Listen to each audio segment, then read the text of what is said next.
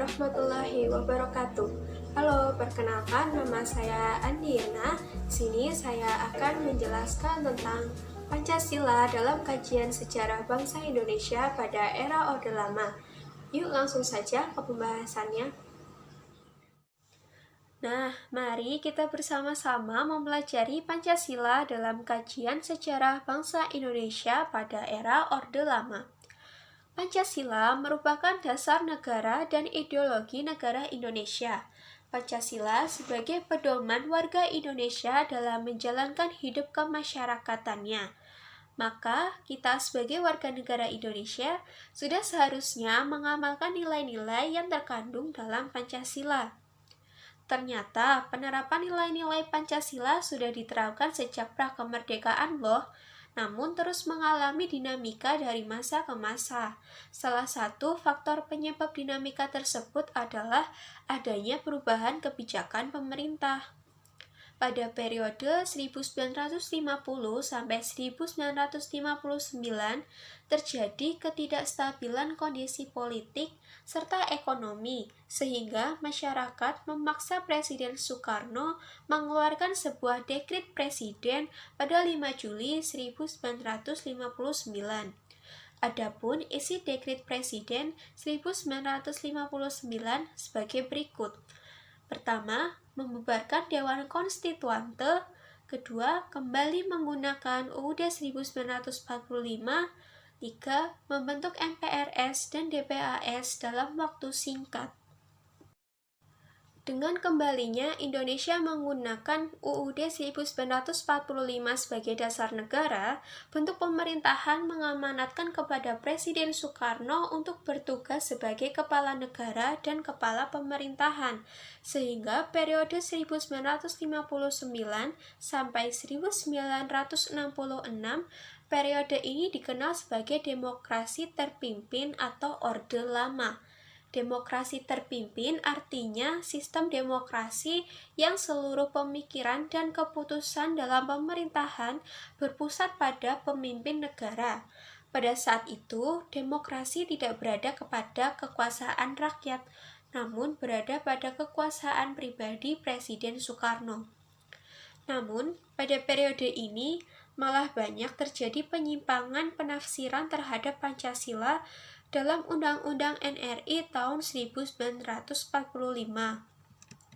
Penyimpangan tersebut diantaranya, Presiden Soekarno menjadi otoriter dan diangkat menjadi presiden seumur hidup didasarkan atas hasil sidang umum MPRS tahun 1963. Padahal seharusnya masa jabatan presiden adalah 5 tahun atau paling lama 10 tahun dalam 2 periode. Lalu, Presiden membubarkan DPR hasil pemilu 1955 melalui penetapan Presiden nomor 3 tahun 1960. Presiden Soekarno juga membentuk MPRS yang dalam pengangkatan dan pemberhentian anggota MPRS berada pada tangan Presiden. Hal ini sangat bertentangan dengan peraturan Undang-Undang 1945 yang seharusnya anggota MPR itu dipilih melalui pemilihan umum. Kemudian terjadi politik konfrontasi, yaitu ideologi Pancasila digantikan dengan Nasakom yang menggabungkan nasionalis, agama, dan komunis. Hal ini menyebabkan terjadinya kemerosotan moral di sebagian masyarakat yang tidak lagi bersendikan nilai-nilai Pancasila dan berusaha menggantikan Pancasila dengan ideologi lain. Lalu dalam mengimplementasikan Pancasila, Bung Karno melakukan pemahaman Pancasila dengan paradigma yang disebut USDEK. Untuk memberi arah perjalanan bangsa, beliau menekan pentingnya memegang teguh Undang-Undang 45, sosialisme ala Indonesia, demokrasi terpimpin, ekonomi terpimpin, dan kepribadian nasional, yang hasilnya membuat terjadilah pemberontakan PKI pada tanggal 30 September 1965 dan kondisi ekonomi yang memprihatinkan.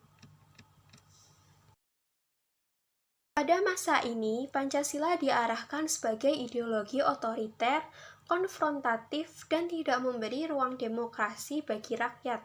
Setelah terjadinya pemberontakan PKI, situasi Indonesia semakin tidak kondusif.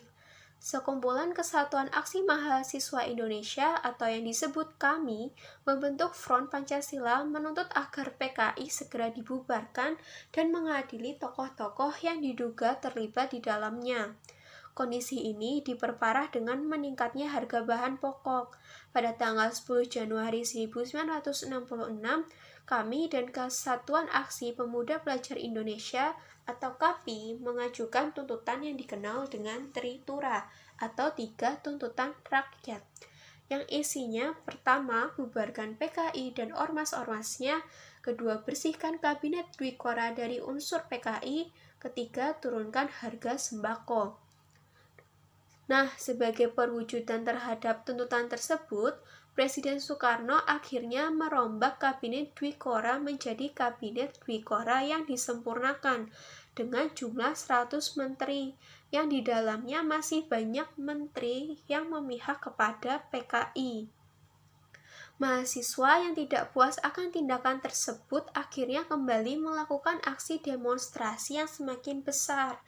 Presiden Soekarno tidak terima atas aksi kesatuan mahasiswa tersebut, dan akhirnya beliau mengambil keputusan untuk membubarkan KAMI pada 26 Februari 1966 dan menyusul menutup kampus Universitas Indonesia pada 3 Maret 1966.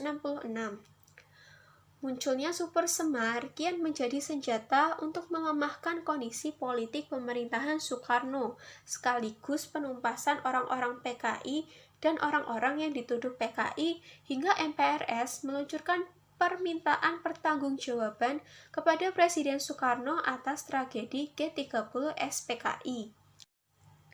Pada tanggal 22 Februari 1967, terjadilah penyerahan kekuasaan dari Presiden Soekarno kepada Letjen Soeharto sebagai pengemban TAP MPRS 09-MPRS-1966.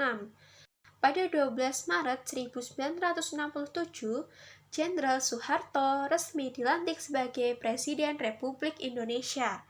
Maka dengan terjadinya peristiwa ini berakhirlah masa Orde Lama atau demokrasi terpimpin. Nah, sekian penjelasan tentang Pancasila dalam kajian sejarah bangsa Indonesia pada era Orde Lama. Jangan lupa klik tombol like, subscribe, dan share ke teman kalian sebanyak-banyaknya. Sekian dari saya. Wassalamualaikum warahmatullahi wabarakatuh.